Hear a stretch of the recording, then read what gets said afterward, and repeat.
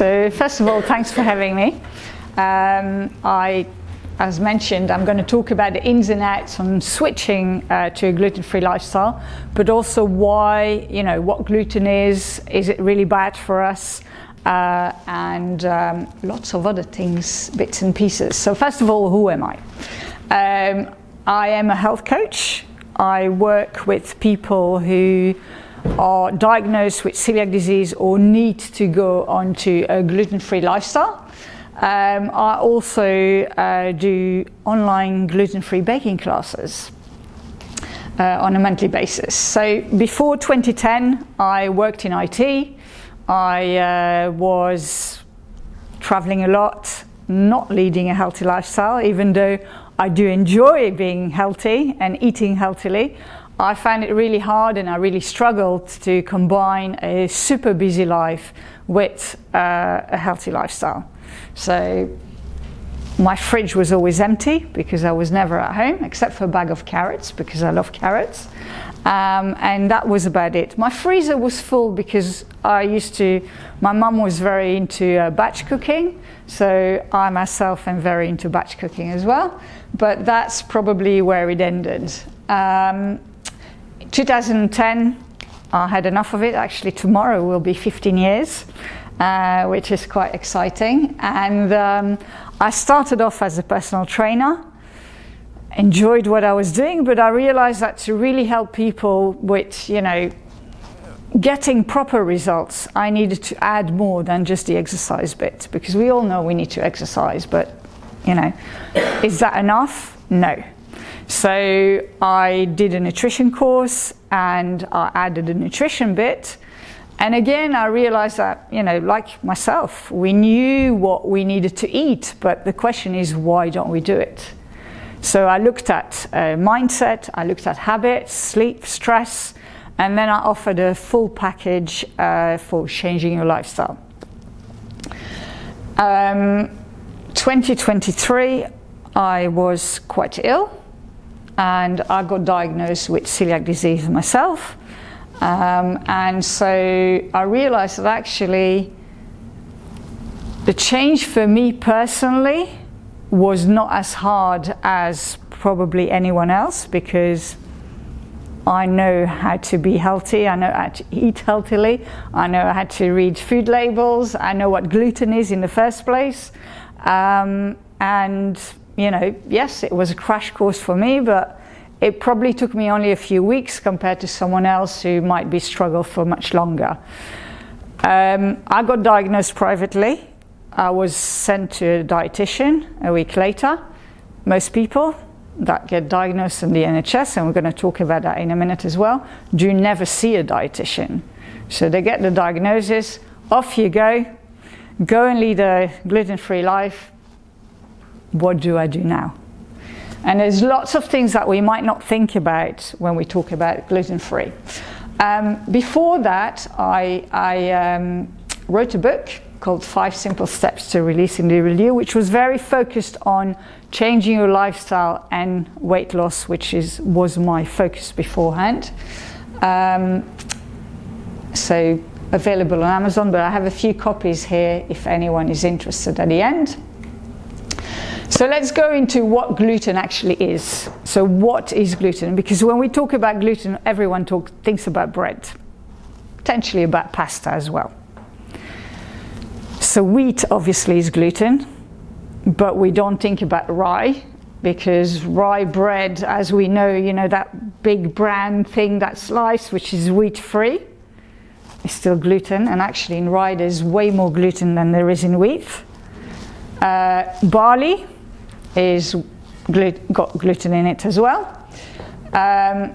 We'll talk about the gluten-free oats, but spelt, which is a type of wheat, or an ancient type of wheat, Khorasan and other things, and Emmer as well, they all are gluten-based grains. Oats don't have gluten. However, the way they are grown and harvested, they generally are integrated in the wheat fields. So when they get harvested, there is a massive risk of cross-contamination.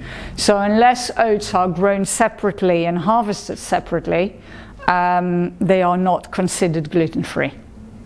Okay, so an acronym that is very easy to remember: BRO, so barley, rye, oats and wheat.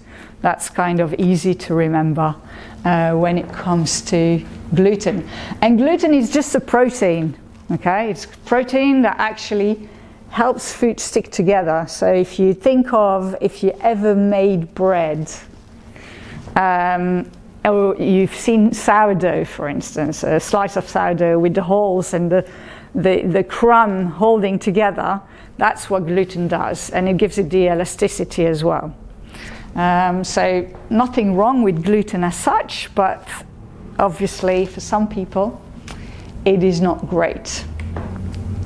So there's two different types of reaction to gluten. One is celiac disease, which I would say is probably the harder one, in the sense that it is an autoimmune disease. They think it is genetic, but something needs to trigger it for the reaction to start. And once you have it, you can't get rid of it.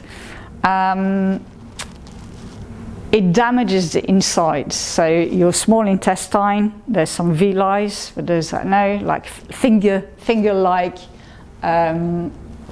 things that grabs the food when you eat it, breaks it down, and the nutrients are then going through your bloodstream to wherever they need to go. As celiac disease gets worse, the villi flatten, and so you don't absorb any nutrients at all. Okay, which brings on lots of different symptoms. The nice thing about it is that there's no medication for it. Talking about not liking pharma, there's no medication for celiac disease. The only medication is to go on a strict gluten-free diet. And I say strict because we're going to come to it in a minute. Personally, I would love to have a pill that I can take so that I can still eat a nice baguette, because that I haven't found yet. Or when you go on holidays and you want to try some of the local cuisine. But hey ho, maybe one day they'll come up with something. But then you have gluten intolerance. So people who have a lot of symptoms when they consume gluten, but it might not cause damage internally. And once they don't eat gluten, the symptoms just go. So those are the two types of. Now, there's lots of other instances where someone would be recommended to go gluten-free. Most autoimmune disease would do good with not eating gluten. Lots of inflammatory diseases would do good for avoiding gluten. So there's nothing wrong with gluten as such, but obviously some people need to be careful with their gluten consumption.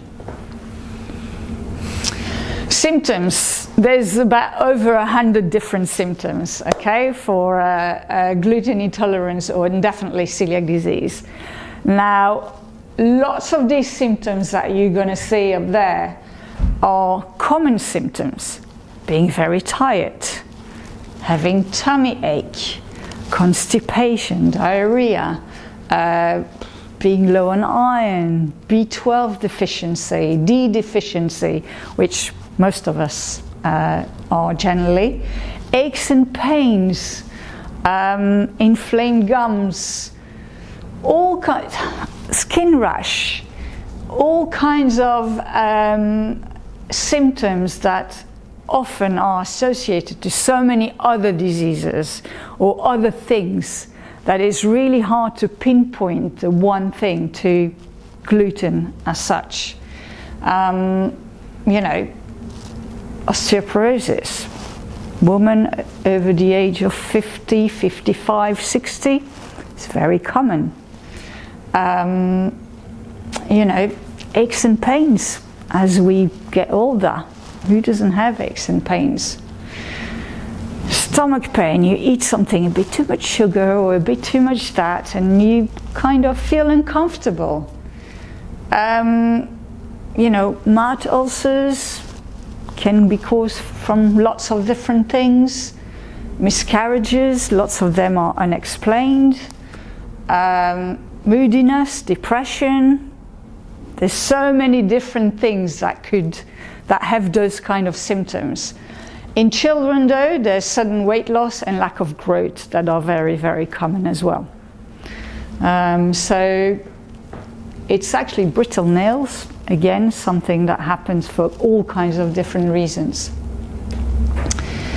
Which is why in the UK, interestingly enough, it takes on average 13 years to get diagnosed. Imagine you feel awful, right? And it takes 13 years to get diagnosed, which to me was kind of, how? All right?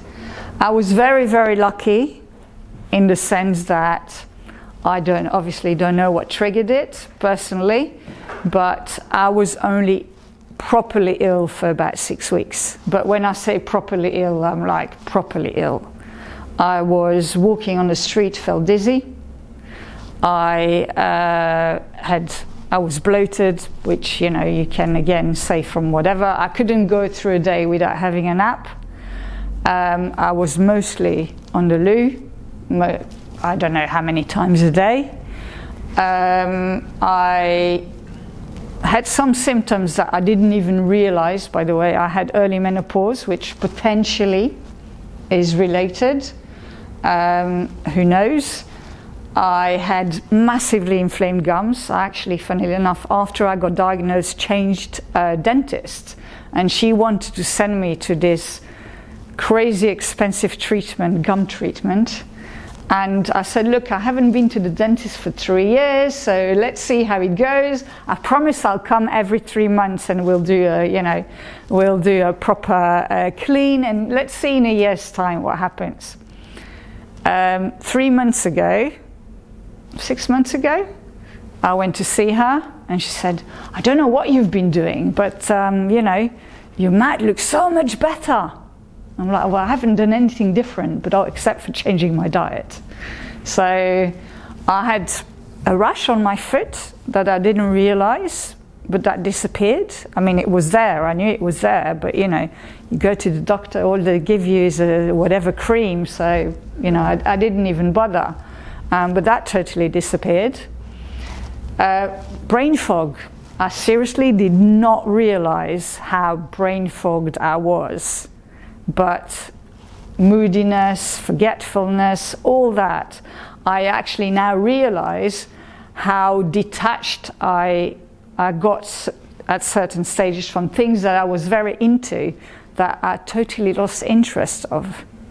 And that's only afterwards that I realized how bad it was. I really at the time did not realize it. So how do you get diagnosed? Well, the first thing is a blood test, which is why I really don't understand. When someone goes to the doctor with all kinds of symptoms, they generally get sent to do some blood tests. Was the first thing, right? So why not tick that box for celiac disease? I mean, when my GP said to me, well, you haven't been here for 3 years, so let's send you to do a full bloods. And I'll also check you for celiac disease. I kind of looked at her and I'm like, oh, I grew up in Belgium on bread and cheese, celiac disease, but okay, it's just another, a little bit more blood. What's the problem? And so I was very surprised when it came back as positive. So there's 2 markers for antibodies. And if you're above 2.5, which I was 52, I think, I had an urgent referral to a gastroenterologist, which on the NHS unfortunately is still about 12 weeks. So I went private and I was diagnosed within 3 weeks. You get a endoscopy and a biopsy to check how much damage there actually is inside. So my villi was totally flat. There's 4 levels of celiac disease. My gastro had never seen anyone with the 4th level. In the 3rd level, there's 4 under levels. I was the worst one of the 3rd one. How? Without knowing anything for so many years, I have no idea. But that's what it is. Now, when you are feeling ill for 13 years, and quite often the GP says, well, maybe you should get off gluten for a little while and see if you feel better. The last thing you want is to go back on gluten, but to get diagnosed, you need to be 6 weeks on gluten for at least 1 or 2 meals a day. So imagine when you feel much better and, they say, well, maybe you should get diagnosed. And then for 6 weeks, you need to feel awful, because when you're off it, and you have some gluten, you feel even worse than you ever were before. It's not very nice. So I always say, just get that blood test done. We all know we need to advocate for ourselves. So just ask for it. So afterwards, you got ongoing testing, which is again something that most GP surgeries might not be aware, well, they might be aware of, but they don't bother. Yearly blood test. Now, when my original blood test came back, my surgery sends text messages with test results. Okay, I got my diagnosis, saying urgent referral was done, all that through text message, which I was quite amazed at. But I was pre-diabetic. My cholesterol levels were through the roof. My iron levels was down the drain. My B12 levels were bad. I've never seen such blood test results with so much red in my life. Compared to the ones that I had 3 years ago, I was just like, where does that come from? Okay, so yearly blood tests, thankfully, after a year, all my blood tests were back to normal. And you need to also ask for a regular DEXA scan, so a bone density scan. Calcium absorption is another one that is an issue. So I had a DEXA, because of my early menopause, I had a few DEXA scans before. Even though I was not on medication, my bone density improved from my last DEXA scan, just from going gluten-free and absorbing the nutrients that you have. And as I said, the good news is, following a strict gluten-free diet, we can fully reverse the damage. Doesn't mean that you can, once you reversed, you can start eating gluten. Unfortunately, that's not the case. But that can take between 6 months and 5 years, depending on how much damage there is. But you feel so much better so quickly. When my specialist said to me, you'll be surprised how quickly you'll feel better, kind of, But within a month and a half, I felt like a human being again. Obviously, there's lots of other things that took much longer, but within a month and a half, I felt like, oh my God, I'm finding myself again, which was quite interesting. So yes, lots of changes very quickly. So where do we encounter gluten? Obviously at home, when we go food shopping, when we eat out, when we socialize at friends, and when we travel. Those are the 5 things that we need to think of when it comes to gluten. Now, before we get into that, I want to talk about something that's called cross-contamination or cross-contact, depending on what country you're in. If you're gluten sensitive, it might not be so important. But if you're celiac, there's one thing that you absolutely need to look into is cross-contamination. So anything that has gluten that comes into contact with something non-gluten makes the non-gluten or the gluten-free bit gluten. Okay? So utensils, okay? I was in a coffee shop with a friend of mine. I asked if they had a gluten-free cake. because it was her birthday and she had whatever cake she wanted, and they went to check in the kitchen and they came back saying, oh yeah, the brownie is gluten-free. I'm like, okay, not a big chocolate person, but hey ho.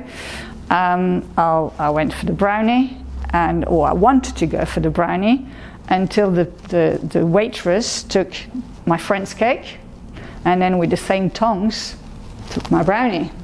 And I said, you know, I can't have the brownie anymore. She said, why not? I said, well, you just use the same utensils, so the gluten from the cake, a few crumbs, went onto the other one. Oh, really? Is that an issue?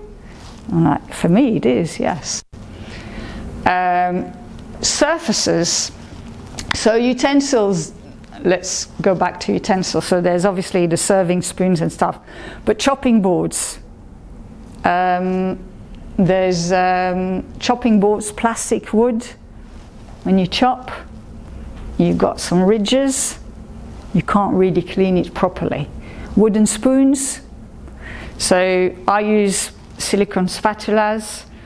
I do have my own chopping boards and bread knife.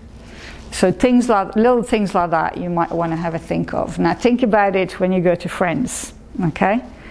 That becomes very interesting. But surfaces as well. Obviously, you know, we all know there's crumbs a little bit all over when we do something. The cleaning is massively important, or have one side of the kitchen that is gluten and the other side not. When you go to a restaurant, you have to check. Those are the kind of things you have to think of. Appliances, toaster, the one thing that my specialist said, the first thing you're doing tomorrow morning is you go and get yourself a new toaster, because there's no way you can clean your existing toaster. There's crumbs in there, okay? There is something called a toaster bag, which is like a little bag where you can put your bread in, and then you can use another toaster, which is great when you go on holidays. So that's one of those things that is good to have. Air fryers, apparently, I don't have one at home, but is an issue as well. So if you have two separate drawers, that kind of works. But if you have one, you can't share the same air fryer. So ovens and fridges, if you have a mixed household, make sure same with the fridge, the gluten-free stuff is on top, so that if there's any spillage, it doesn't go onto the other way. So it goes onto the gluten one, which is not the biggest thing, but you don't want to have it the other way around. So if something spills, the gluten-free stays gluten-free. So when you have a shared kitchen, just, you know, need to be very, very careful. Shared production lines. There's another one. Snickers bars are gluten-free. There's no gluten in Snickers bars. There's gluten in Mars bars because there's barley in it. Okay?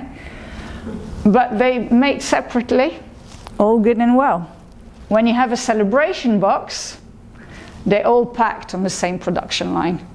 So they're all cross-contaminated. Okay? And that's where on the package you will read a may contain.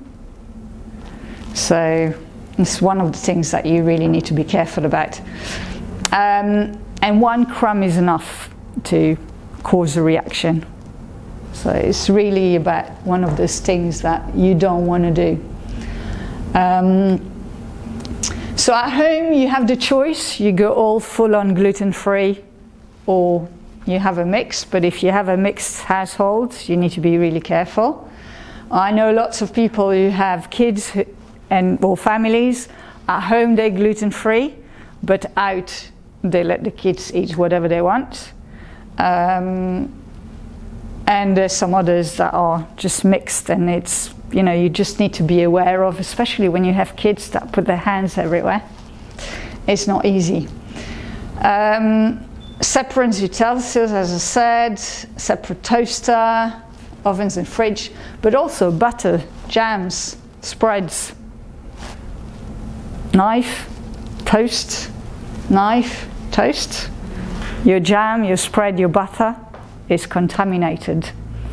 So you have to have a separate pot, a separate butter, a separate everything for whoever is gluten-free. Okay, I was at an afternoon tea at some friends the other day, and I made the gluten-free scones. She had the regular scones for everyone else. I had another friend of mine was gluten-free as well, so that was all good and well.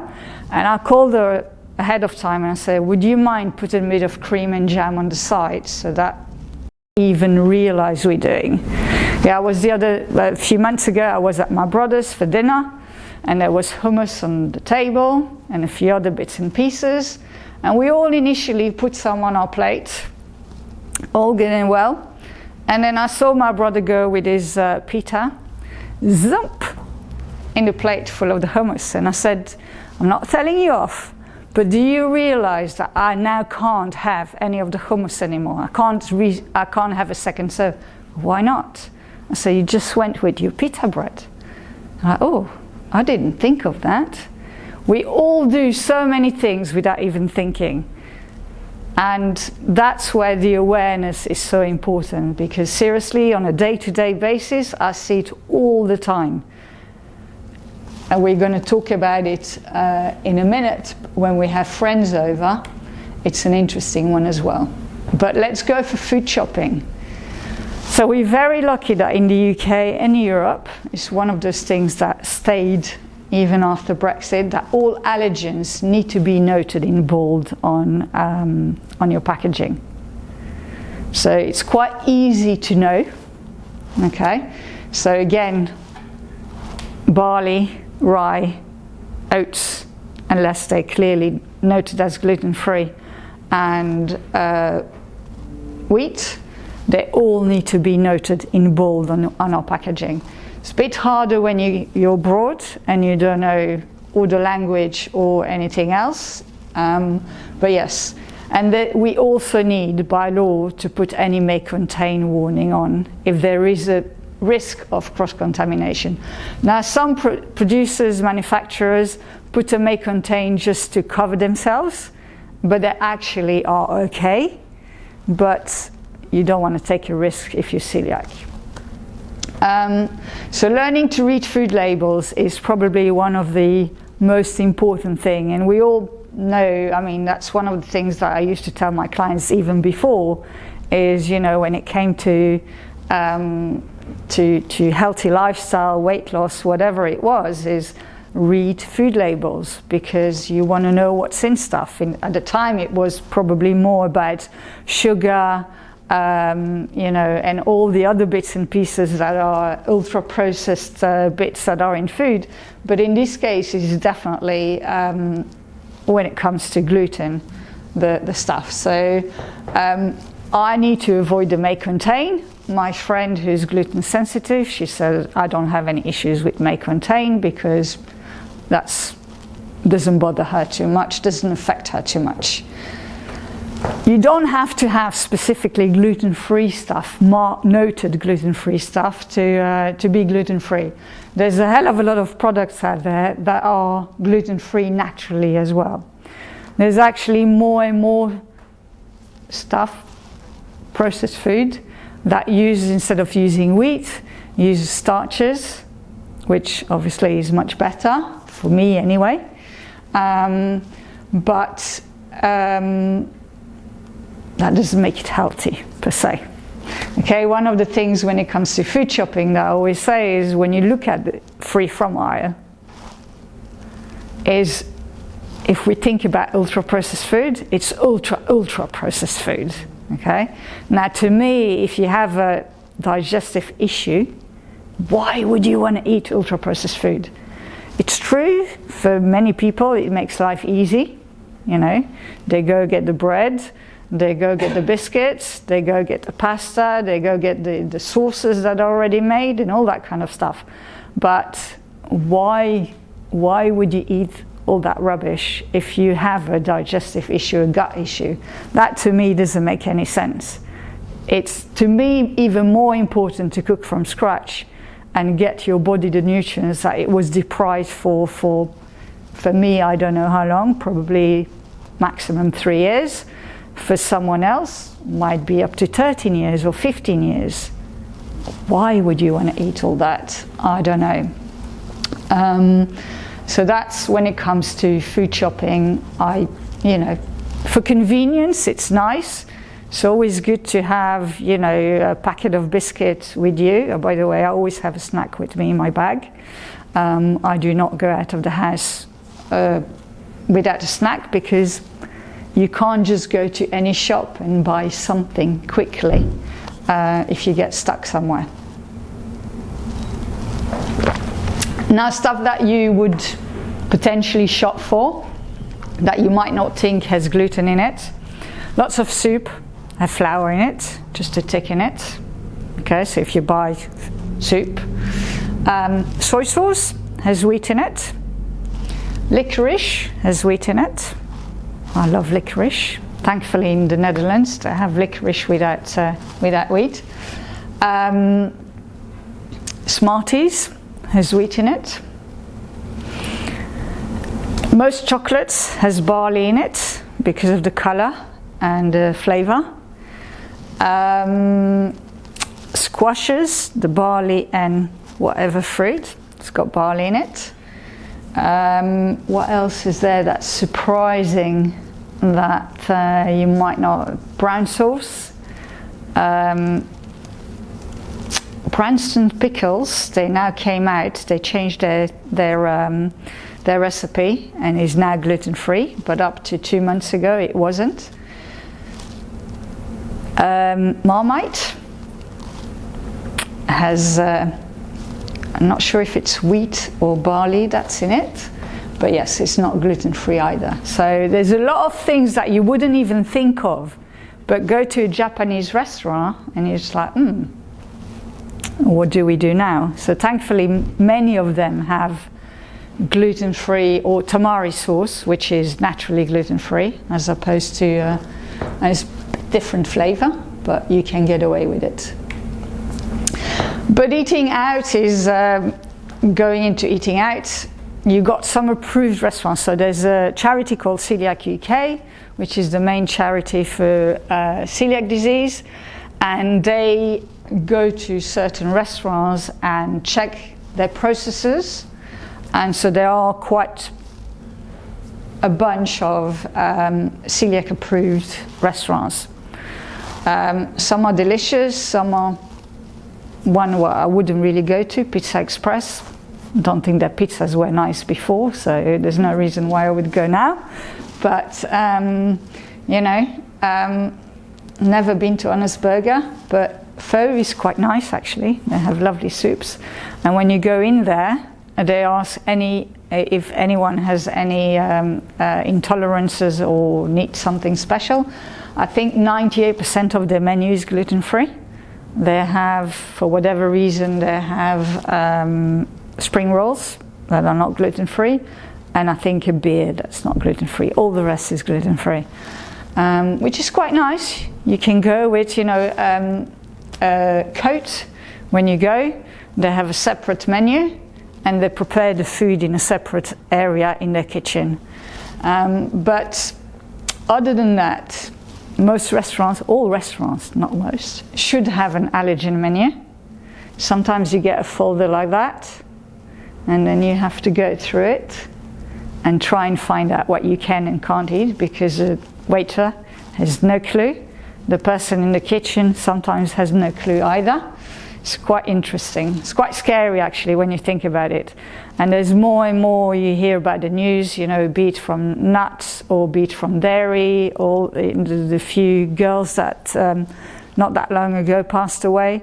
So you would expect, I do cookery classes at Age UK, and one of the things we had to do was allergy safety training, and they do talk about it. So, and apparently anyone that works in a kitchen or serves the food should be trained on allergy. It's not the case, unfortunately. Few things that you need to ask when you go to a restaurant is, do you have shared fryers, or do you have a separate fryer for, whatever. By the way, some chips lots of them are coated in flour to make them crispier. So if you look at, you know, your chips, if you don't make it yourself, my mom used to at the time, but now she just buys a bag, so you need to be careful what you buy as well.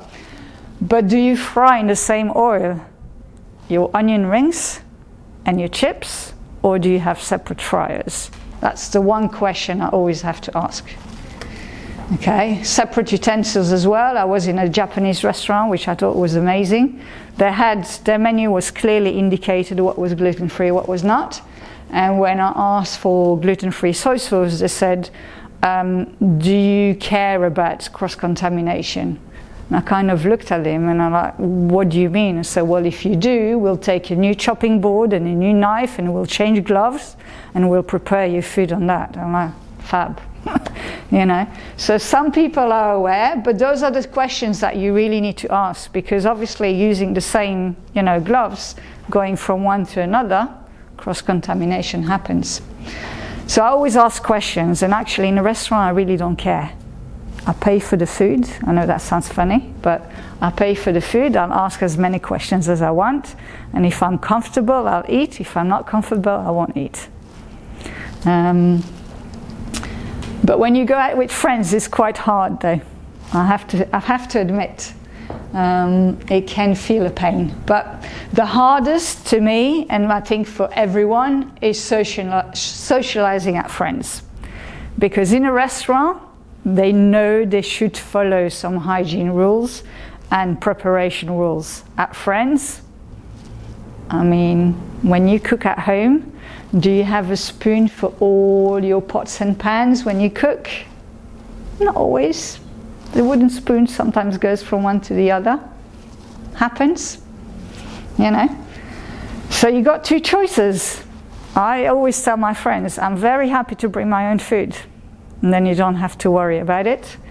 Or I have to explain everything. I mean, sometimes I get pictures. Is this okay? Is this okay? Is this okay? It depends on your friends. Some are much more, you know, receptive than others. And I got to the point where I really don't mind bringing my own food. But think of a teenager that goes out with their friends. I mean, I'm very lucky. Very lucky, maybe, I don't know. But I think I'm very lucky being diagnosed as an adult. I cannot imagine how hard it must be for a teenager who wants to fit in and go out with their friends to have pizza, and they can't. That, to me, I don't know how you do it. But yes, so with friends it's food prep, but also the way you serve the food, okay? Buffet, for instance, buffet style. It's so easy for the serving spoons to suddenly end up in a different dish. We've all done it. Or, can you pass me a slice of bread? Boom. Over your plate. Things that go round, and then someone with their own fork going for a second or something. Things we really we're not aware of that happens. So that, to me, I really find the hardest. In a restaurant, when I have my own dish, when I have my own thing, it's easier. So that's one of those things that we don't think of. And then traveling, do you go self-catered or do you go to a hotel? Will the hotel have food for you? Will they be happy to prepare food for you? Not everywhere, apparently. I have traveled a little bit, but not too much so far. Sometimes I was amazingly surprised. And sometimes I was like, okay, I'll just do my own thing. I'm going to a friend in a few weeks abroad, and I said, you know, do you mind going to the supermarket to see what they have so I know what I need to bring? Then I said, I don't care if I eat 2 weeks rice cakes for 2 weeks. It's fine. But sometimes you really want to enjoy the place, so, you know, what do you do?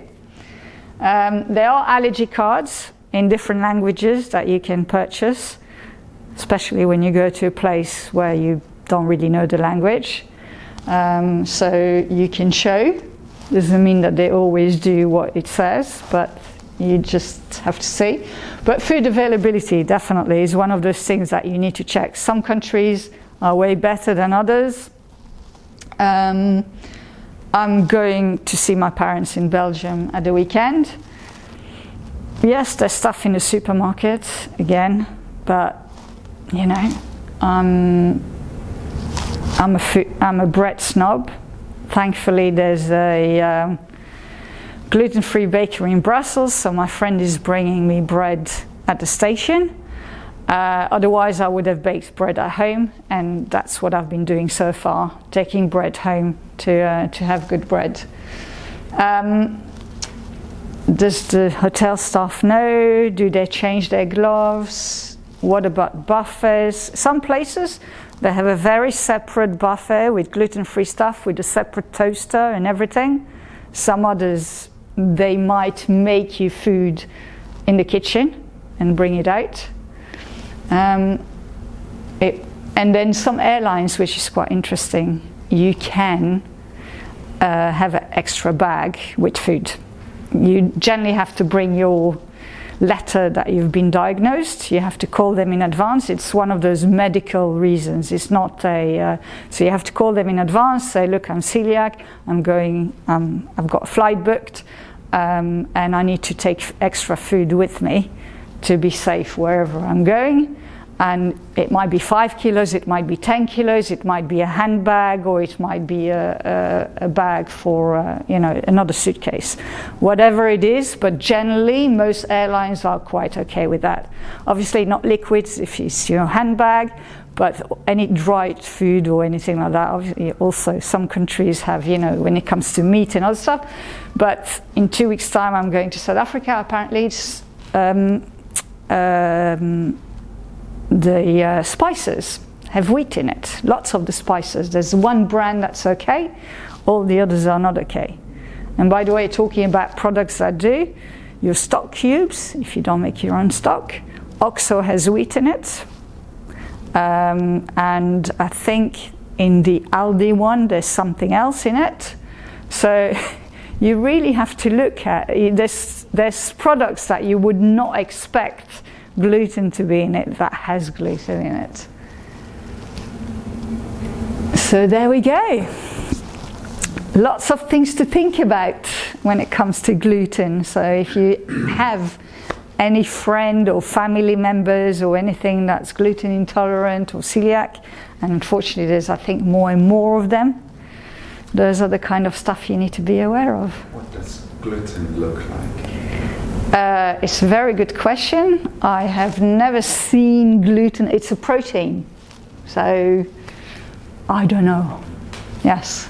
I'm gluten intolerant. Yep. Or even, I don't know the difference, but allergies or Yep. worse as I've got older, certainly in the last couple of years. And I had some, before I realised, soy sauce on lovely Japanese food, and within about 10 minutes I had cold sweat, Yep. blurry vision, I couldn't move muscles, I had a real reaction.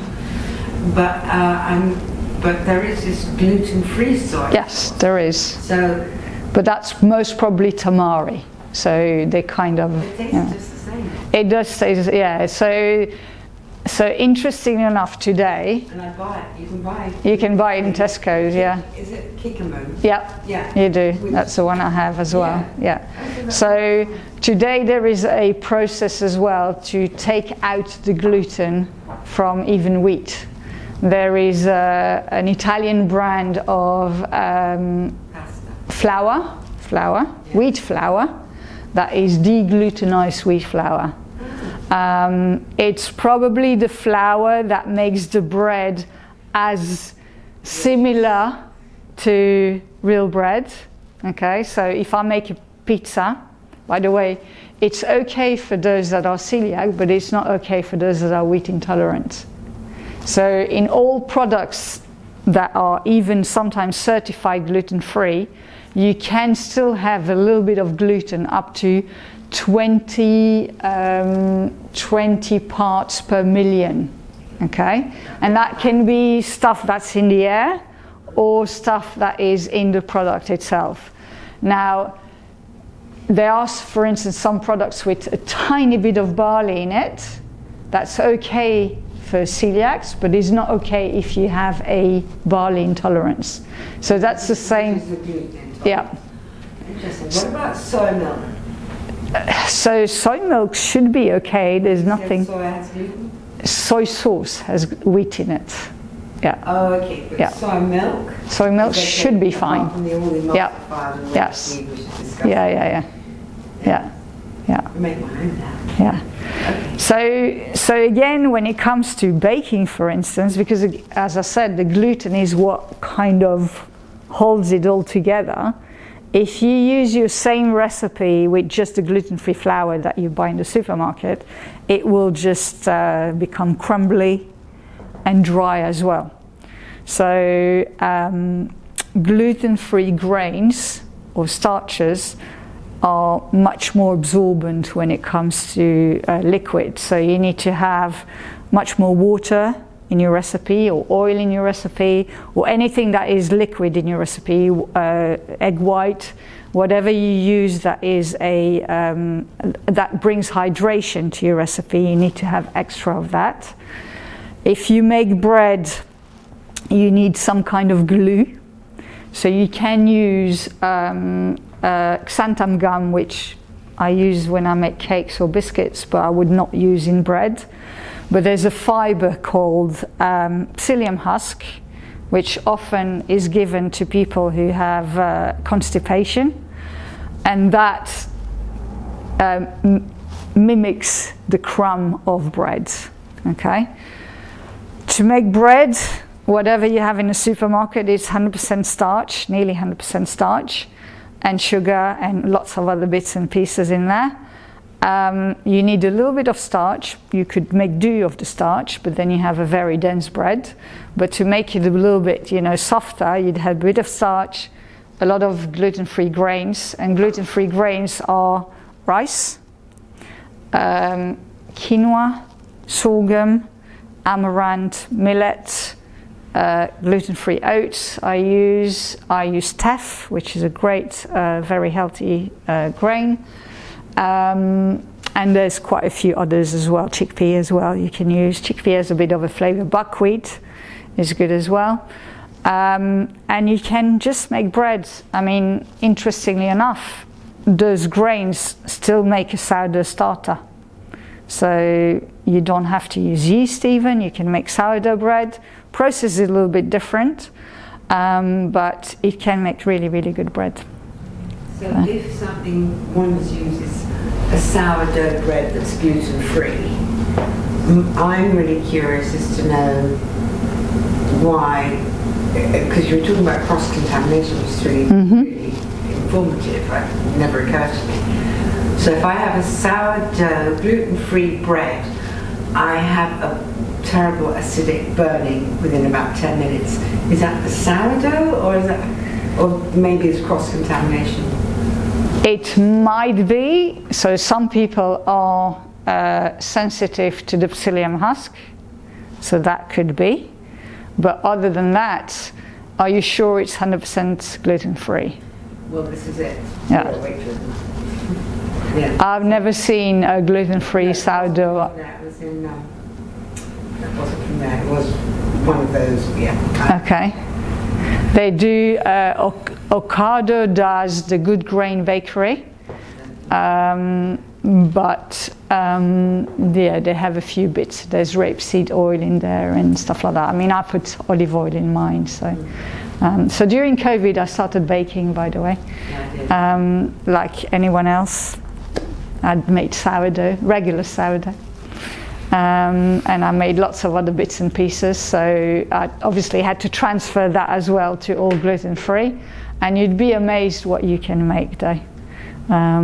It's really, there's a chemistry to it that is very different, but you can make some amazing stuff. Yeah, definitely. Yeah.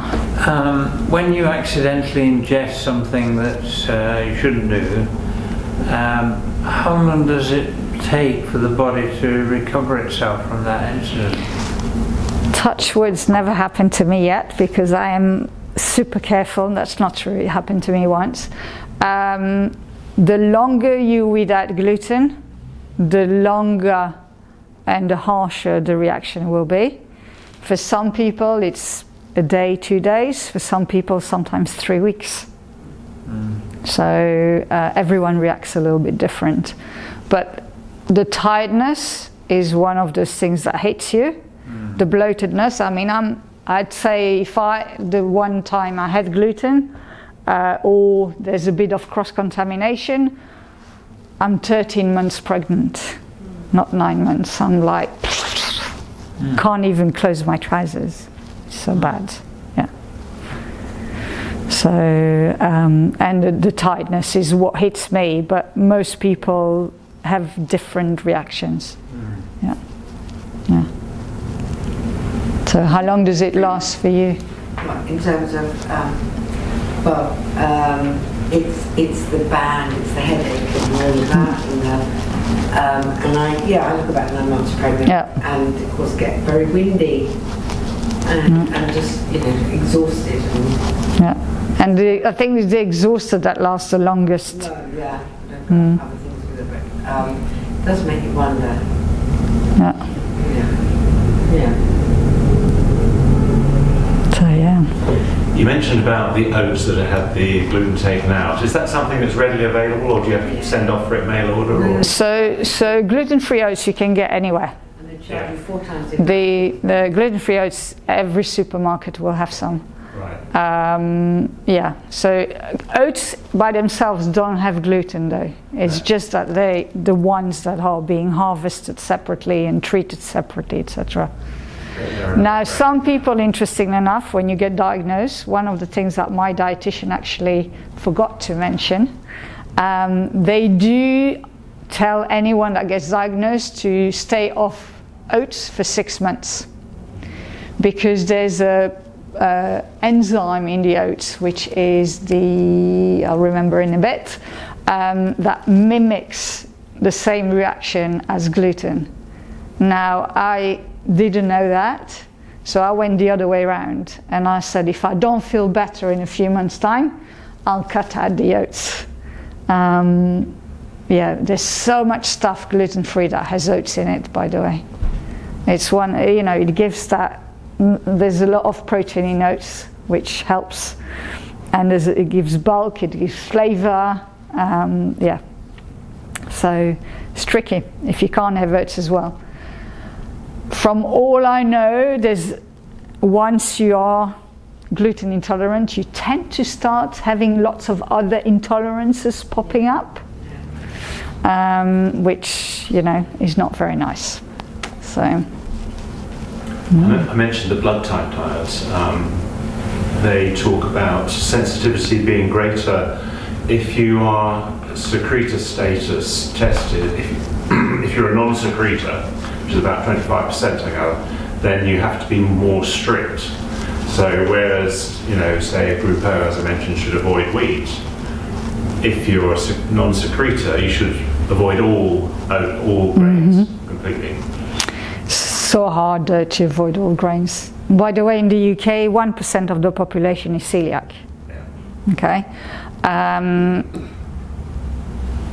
70% are not diagnosed. Okay. The long-term complications are massive. Obviously, I mentioned osteoporosis, even for men, by the way.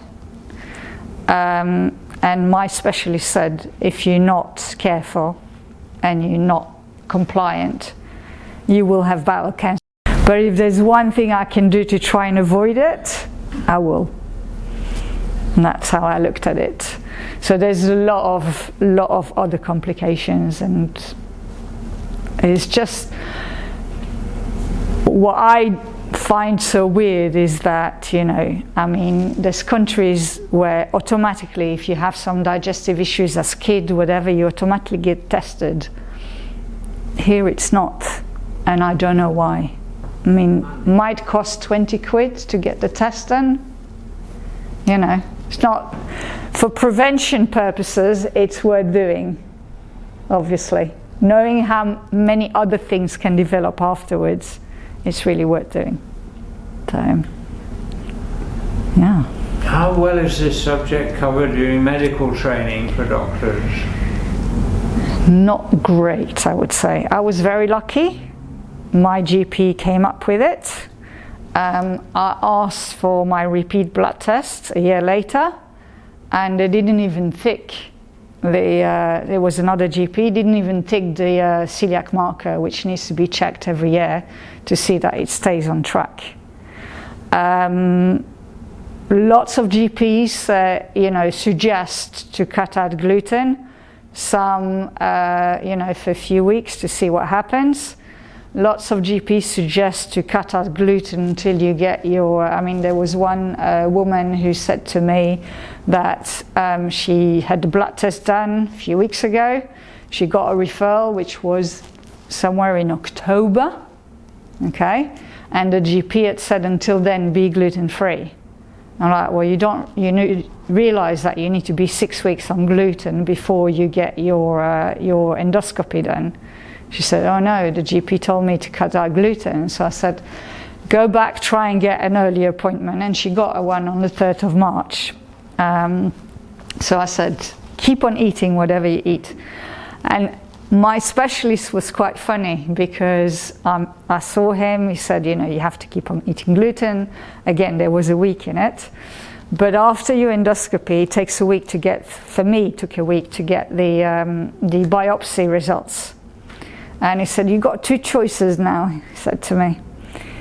You can go gluten-free now as you go home, or you can go and eat everything you will never eat again for the next week, until I see you next week with the final results. So the next day I had a baguette, I had a croissant, I had a pain au chocolat, I had, you know, I felt so ill. I'm like, okay, it's not worth it. But, you know, it was only a week, so it was, you know, it was okay. But yeah, I don't think it's easy to say you've got IBS, and it's a shame that, you know, like anything else, there's not enough awareness of it. Could it be terminal if it's not treated effectively? Yeah, definitely. Cancer. So. I'm just curious because I have this from a nutritionist. The way grains are transported to one country and to another country, depending on where, there's a different type of mold that grows on the grains. I know this is about coffee. So I could eat, for example, without a lot of problem at all, which I love, is French bread in France, but can't have it here, it kills me. Mm-hmm. So is there some kind of, is it because of the water, or just because the grains are stored, or just pure luck? It's a bit of everything. It's the way it's grown. Yeah. So you now have in the UK a few farmers that do regenerative farming, and so they farm like they used to do and try and rebuild the soil, and which in France they still do in most places the old way. Pesticides that are being used as well. So it's a bit of everything. But definitely it's the way the wheat is grown, and cultivated. Yeah, because harvesting is the same everywhere. Yeah. The way it's milled can be a little bit different, but yeah. So I know a lot of people who here would be very sensitive to gluten, and when they go to France, they're perfectly fine. But interestingly enough, in Italy, 2% of the population are celiac. Yeah, same in Spain. So you wonder, and they're actually really good with gluten-free. So they're the ones that invented deglutenized flour, and most places you go, they have supermarkets, just gluten-free supermarkets. It's really interesting. Yeah. Are there any sort of test kits that can tell that a product has gluten in it? So there probably are. To do a test, so there's a few apps first of all that you can use, but in my opinion the apps are never updated, because you've probably seen when you go to the supermarket, new recipe, new improved recipe, and then the ingredients change and the app isn't updated until the next version, which is why you always have to look at the ingredients.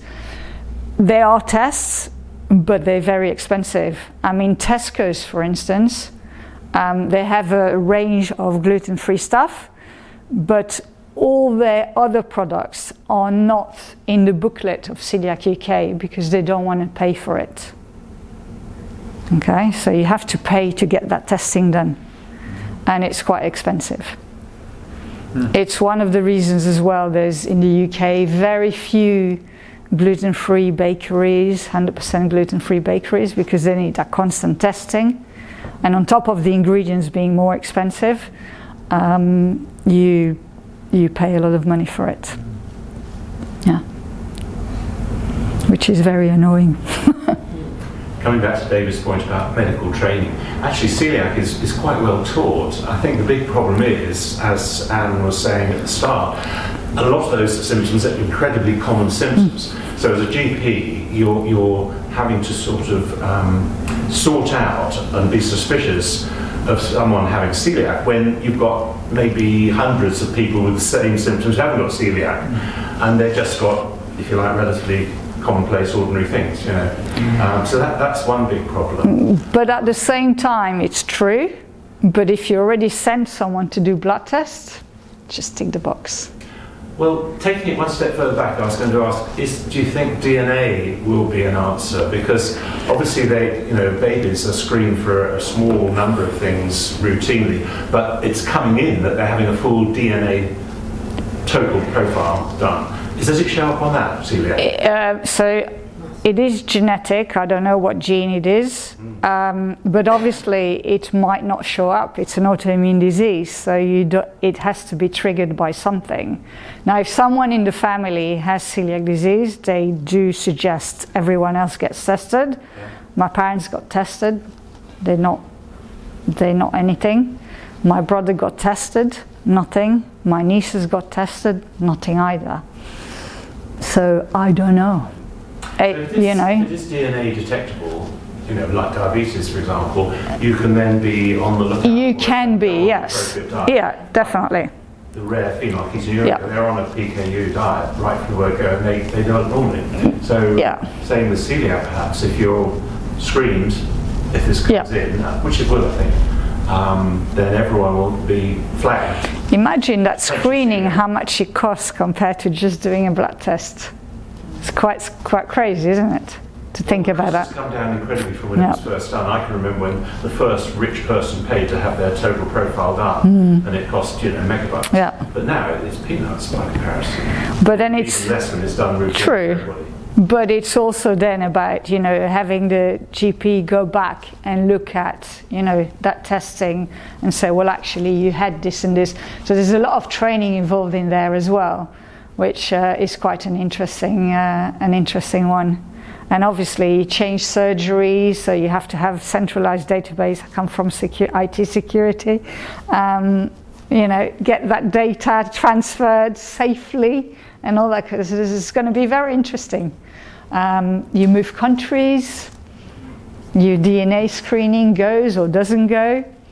It's, I mean, it would be good. There's a potential there, isn't there? There definitely is a potential, but it's about... Definitely truly prevention of it being provoked by the diet you're 100%. on and then developing the actual villus atrophy. So I did ask my gastro, I said, is it because of all the crap we eat that there's so many more adults being diagnosed these days, or is it something else? He said there's not enough research being done so far to be able to pinpoint it to our current diet. I don't know. Yeah. Because the big thing at the moment is the microbiome, isn't it? That seems because you can have your microbiome tested. You can. genetically, and then have a sort of a purpose mix of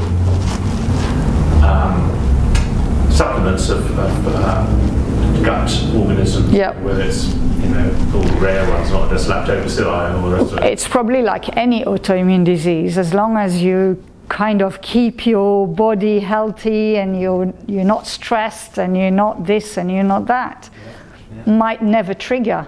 We all probably could have all kinds of stuff and are not triggered because we live a healthy lifestyle and we do our meditation and our Reiki and all the other bits and pieces that we should do, that we just don't have time either of doing. I think watch this space, because that's going to come in, I think, sooner than we think.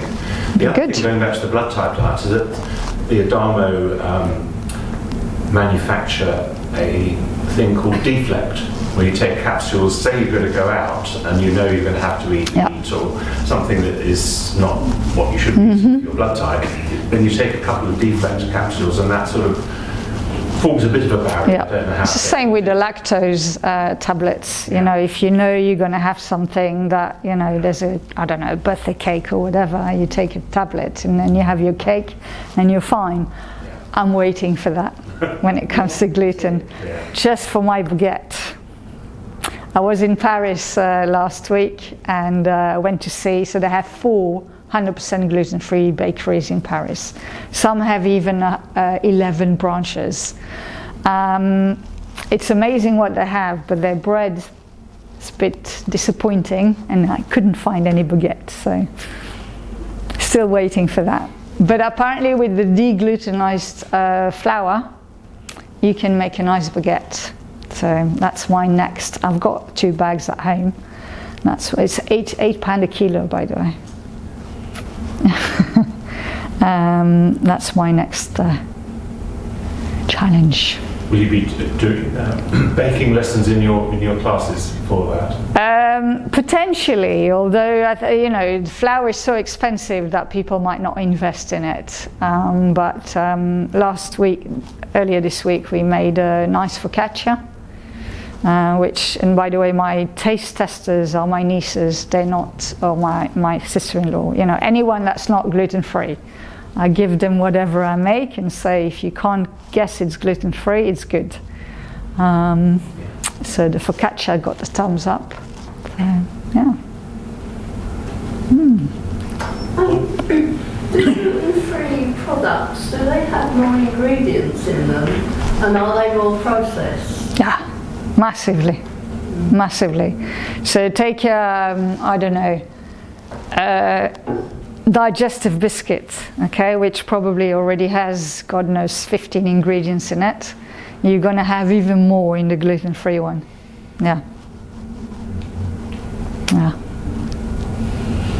So, and probably very few that you recognize. It's quite scary. You mentioned spelt flour. Yep. What's that like in terms of tolerance? So spelt has a weaker gluten structure. So even if you make let's say white wheat flour bread or a white spelt flour bread, 100%, you would need to bake the spelt one most probably in a thin, because it doesn't have that strength. If you add seeds to it, it'll be fine being normally baked, but if not, you'll need a tin. So that's why someone who is gluten sensitive could get away with a 100% spelt bread. Also the GI so the glycemic index of spelt is much lower than wheat. So if you are diabetic, they suggest if you need to have bread or you want to have bread, to go for spelt bread as opposed to wheat one.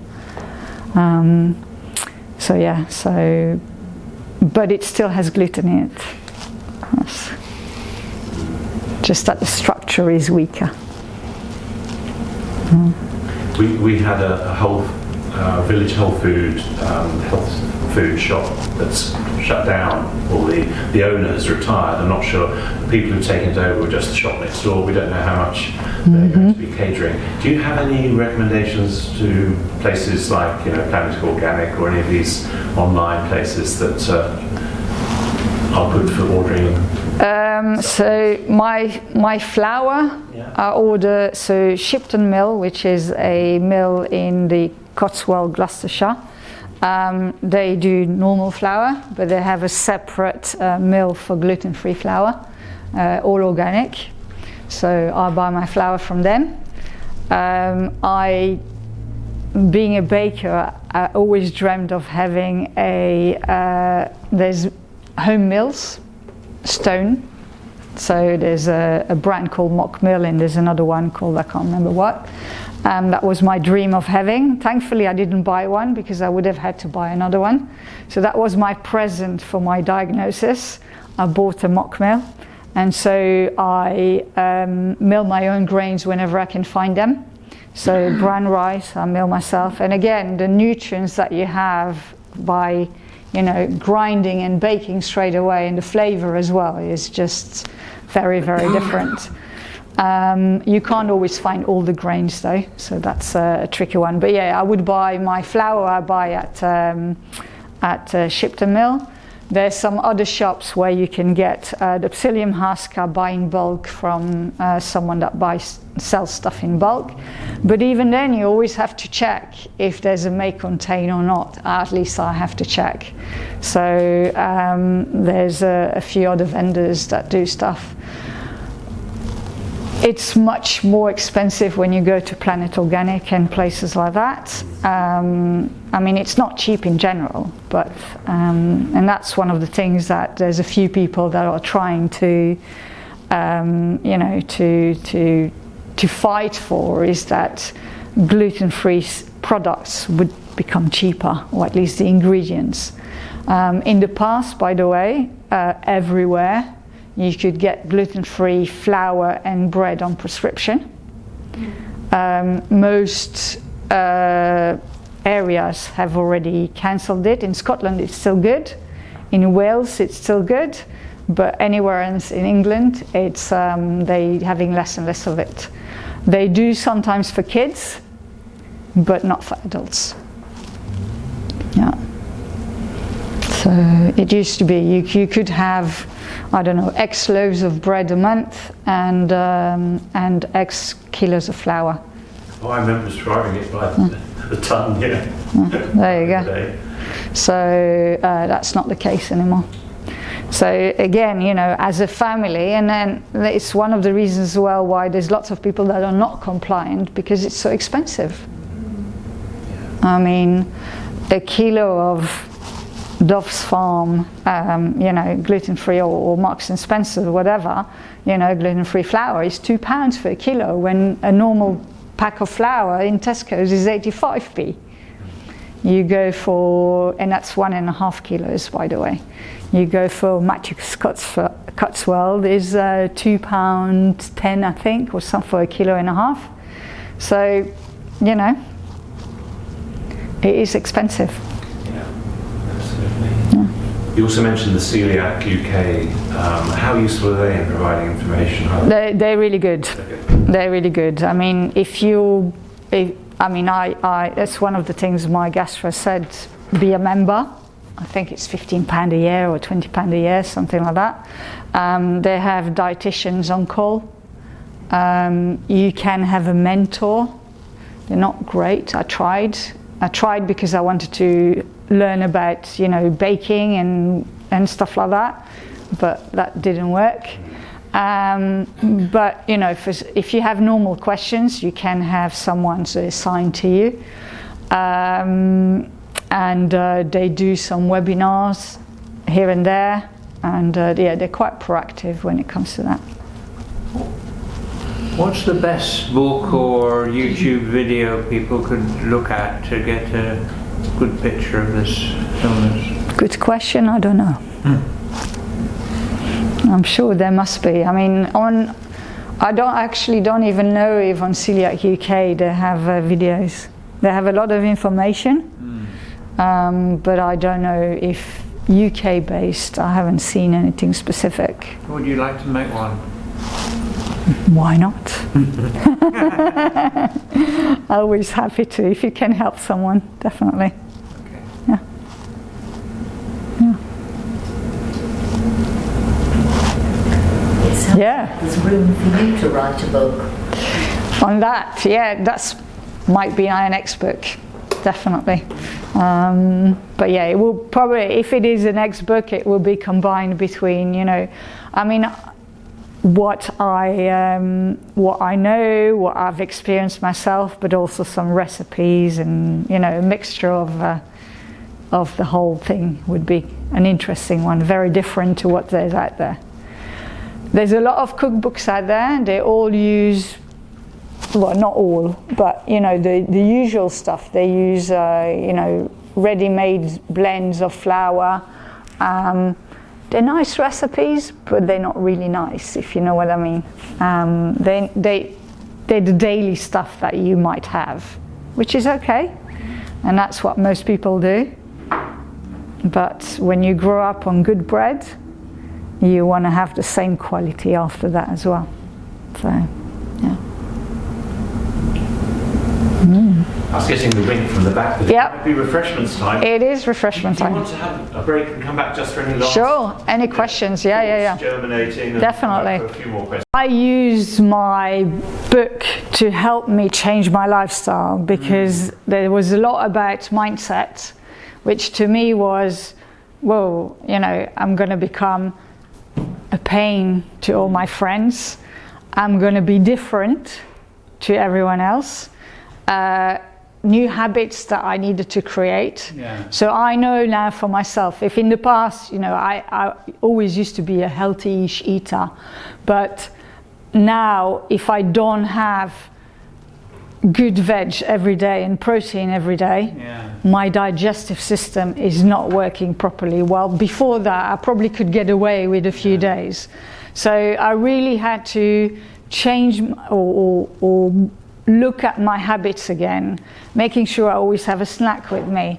All these things that before I wasn't really thinking of. So I used my own book or my own method of working with clients to help myself transition to, but you know, I had to look at my sleep because I was so tired, and stress levels as well. We know that stress, you know, lives in the gut. So immune system lives in the gut as well. You know, all that kind of stuff I had to look at, and I worked through with whatever so although the book is a healthy lifestyle, mostly to, you know, be the person you want to be and lose some weight, which I actually gained weight, by the way. When you start eating properly, well, when you start absorbing the nutrients, it is normal that you also would gain weight. So now I'm actually trying to lose it again, because it just doesn't feel very comfortable. So I used my book, or whatever is in my book, to help me. So although it's not specifically for celiac, it can help someone as well, because the book is written in a way where there's a lot of questions and that you need to work through. It's kind of, I wouldn't call it a workbook, but at the end of every chapter there's a little work thing that you need to do. And that is then your plan to change your lifestyle. All right. Yeah. So it's of interest to anybody, really. Yeah, it could be, definitely. Anyone that feels that they don't live the lifestyle that they want to, you know, there's a bit of food diary about your sleep hygiene, about, you know, how you feel about yourself, also why you want to achieve the goal that you want to achieve. So it starts with, you know, what goal do you want to achieve and why. Is it widely available? Yeah, it's on Amazon. It's in all the bookshops. Obviously, they don't always store all the books, so you can order it through any bookshop, and obviously on my website or tonight. Yeah. And are you doing signed copies? I do. If it's from my website or tonight, I do sign copies. Amazon, unfortunately, I can't. Or bookshops, I can't either. But yeah. So yes, I do sign copies. Okay. Yeah. Definitely. So we'll sort that out in a minute. Could I have a look at it? Yeah, sure. Do you have digital versions? There is a PDF, Kindle version, definitely. Can you do one for me as well, Anne, please? Yes. Lovely. Sign it. Yeah, I'll sign it in a minute. Thank you. So I have a few more. So. How much are they? $14.99. So I'll do it for £12 tonight. So Take a card or? yes, I can take cards. Yeah. Nice You got to sign a form. Yes. I'll have one, please. Sure. Any other questions before we get to the signing of the book? One thing that just came up, I was talking about the DNA, and I'm a keen genealogist and do the ancestry DNA Yeah. swab. I don't know whether that shows up in anything. I must go back and actually look through and see, because they're doing traits these days and susceptibilities and all the rest of it. Because it might show up on that from the DNA testing with ancestry. Will be very interesting. Yeah, but as People would then sort of have an idea of, yeah, that would be very interesting to see. about that one. Yeah. So you can actually take your DNA from ancestry results and upload it to other purely medical sites. Yeah. And they give you a printout, 20, 30 pages. As I said, I know it's genetic. I don't know exactly what the DNA is or what gene it is. So yeah, It's that's multiple genes, yeah. it. Could be. I haven't looked into that yet. Because I'm so interested in that. Yeah. There we go. The other thing I thought of was we were discussing about other factors that lead to the development of celiac in terms of the insults that the gut is prone to, whether it might be, say, an attack of gastroenteritis, or it might be plastic in the diet from, pollution. We don't Do you know. know many of those sort of things? We don't know, obviously. We don't know. My suspicion for me is COVID, but that's my suspicion. But I don't know, and we'll never know. Well, that has a pretty drastic effect on the gut. It had. I mean, I had shingles first, thankfully very mildly, Yeah. and then that. So that's my suspicion, but again, we'll never know. That's good enough, I should think. Yeah, yeah, Yeah. yeah. Thank you. There we go. If you have any other bits that come up, you could post them up on the Facebook Yep. page. And John, he's probably told you already, but when he's got this, he'll send you a link Yep. to go and look at it to see if there's any bits you want to be edited Yep. out, and then we can make it go public. Sounds good. Thank you very much. Yeah. Anyone else got any final questions? When you're cleaning a surface to Yep. get rid of, is there a particular spray you recommend or Any anything? spray that you clean your house with. Has it got to have an antiseptic in or? I don't specifically. No. I try and use some, more organic stuff, which doesn't have it in. But yes, I do it. I mean, I clean way more than I ever cleaned in my life. Let's say, especially as I do have gluten in the house.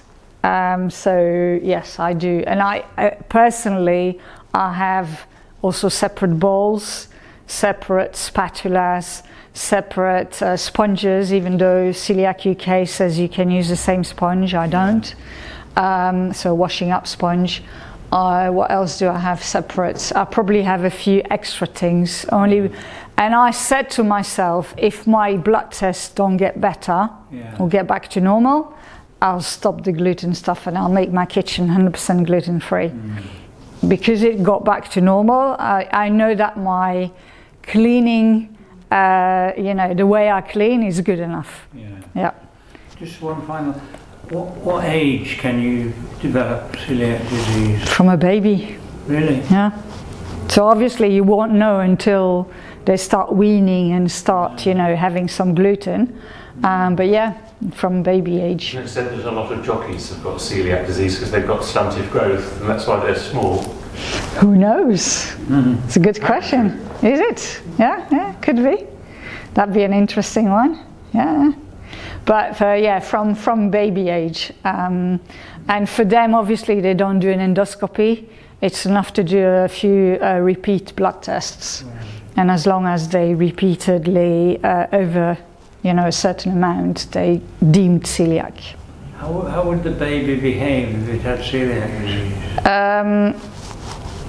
Constipation or diarrhea all the time, bloatedness, cramps, crying obviously, because, and eczema, things like that. Failure to thrive. Yeah, and then obviously that and not growing at the rate that a normal baby would grow. Yeah. Could any of the Lucilette babies have had that condition? Who knows? We don't know. We won't know either.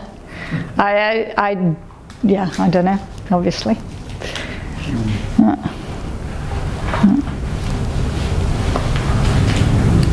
Okay. Thank you very much. Well, and bless you for a very informative talk indeed. You're welcome. Full of information, and I'm so pleased we'll be able to spread it far and wide on the YouTube for all our other members who won't be able to be here. Thank you. Fantastic.